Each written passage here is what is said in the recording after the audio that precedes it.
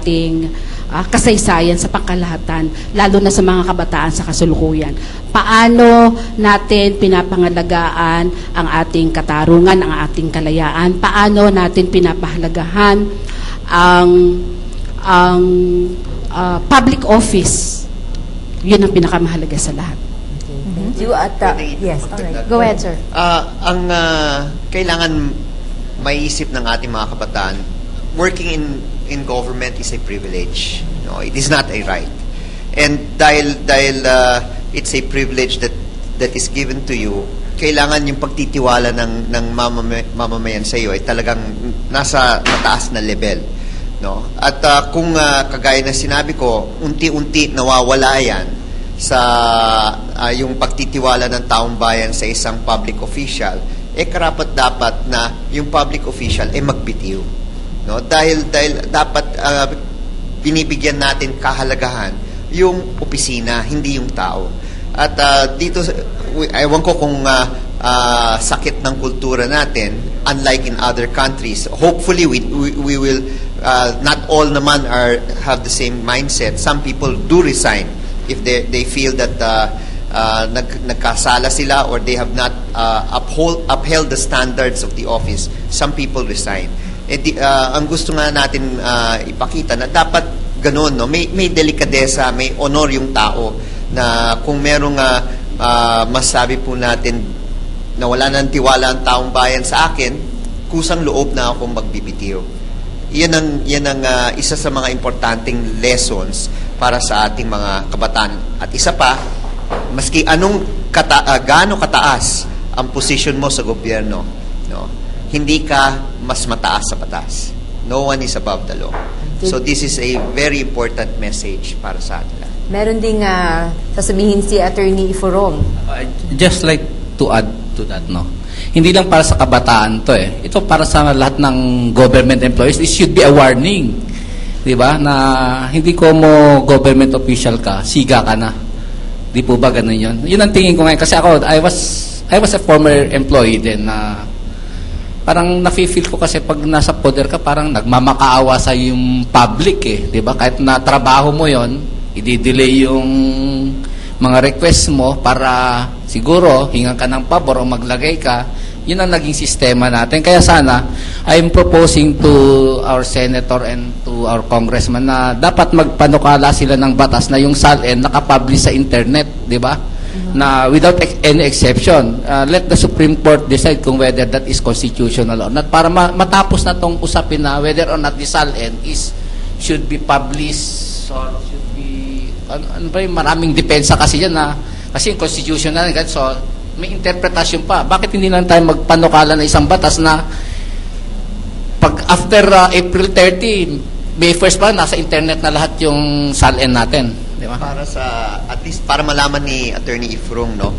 Sa kasalukuyang panukalang batas na Freedom of Information Bill, nakasaad po dyan mandatory disclosures of SALNs in the websites of the different offices, and it identifies who among the public officials that should have their SALNs posted right away in the website. So importante nga itong Freedom of Information Bill na may pasa para itong sinasabi ng ating kaibigan makita kagad yung mga SALNs.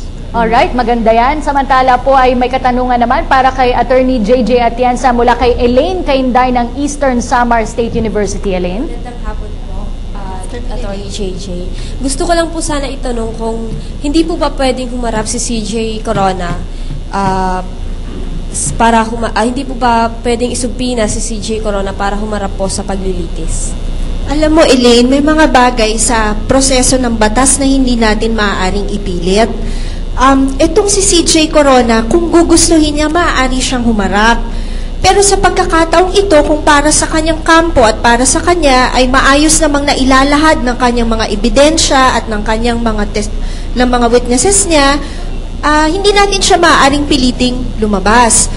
Sa palagay ko, ang basa ko kasi sa publiko, gustong-gusto nila makitang umupo ang punong mahistrado roon at siya na mismo ang magpasinungaling dun sa mga ina-attribute sa kanyang mga kasalanan. Pero ito rin yung isipin natin bilang isang mapanuring Pilipino, isipin din natin na kung sakaling umupo nga si CJ Corona doon at tumistigo, ang implikasyon nito ay parang idinadamay rin natin ang institusyon sa pag-upo niyang yun. So parang hinuhusgahan rin natin yung institusyon na kinabibilangan niya. Kasi yun yung danger nitong impeachment na napapublicize. Kasi pagka televised ito, ang proseso ay masyadong open sa public perception. So, ang mangyayari is medyo malalagay sa alanganin yung mismong institusyon. Napakaganda sana kung siya na mismo yung humarap. Pero bilang mamamayang Pilipino, hindi natin siya maaaring pilitin kung sa palagay niya ay nailabas na niya lahat ng ebidensya niya. As a follow-up to that, gusto kong tanungin kay Mr. Casiple, ano nga po ba, mula sa point of view ng isang political analyst, ang mga implications ng pag-upo ni Chief Justice Renato Corona kung sakasakali sa witness stand? Pwede natin tanungin lahat na gusto natin itanong. Ako hindi ko nag-agree kasi na yung question ng pag-upo sa kanya yung desisyon. Ang desisyon na yan nasa Senado. Nung sinabi natin na parang korte ito na sariling may rules, ang impeachment court. Ako tingin ko, that means na anong nire-require para mapatunayan o hindi mapatunayan yung charges sa kanya. Nasa korte, nasa Senado yon.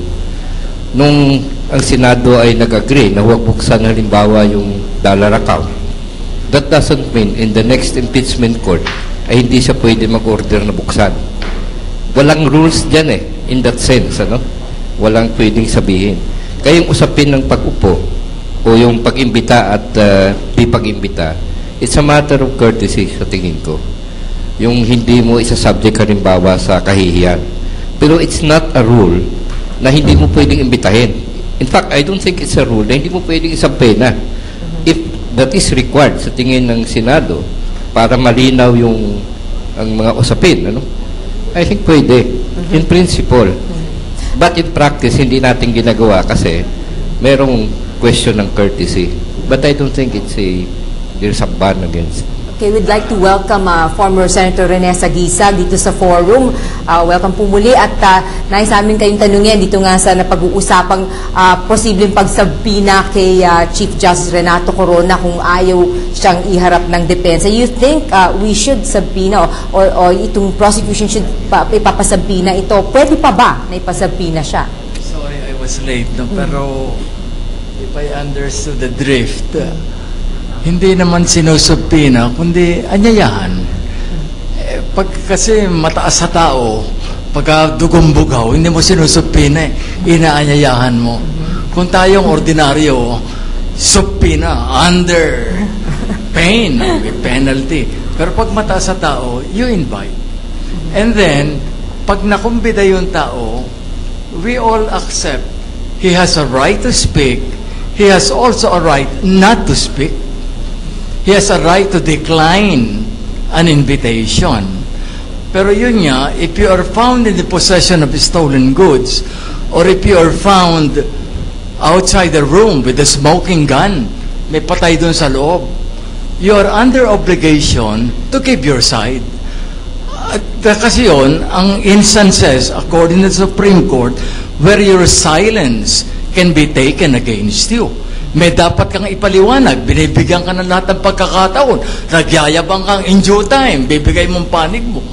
Pero kung hindi siya magbibigay ng panig niya, again, good night. May nice idagdag si Senator Trillanes. I'll just add on to that. Ito naman, yung sa akin, ang posisyon ko, as an accused, we cannot compel him to testify against himself. Pero yung for the other justices, yung kay Justice Sereno before, I agree, ano lang ito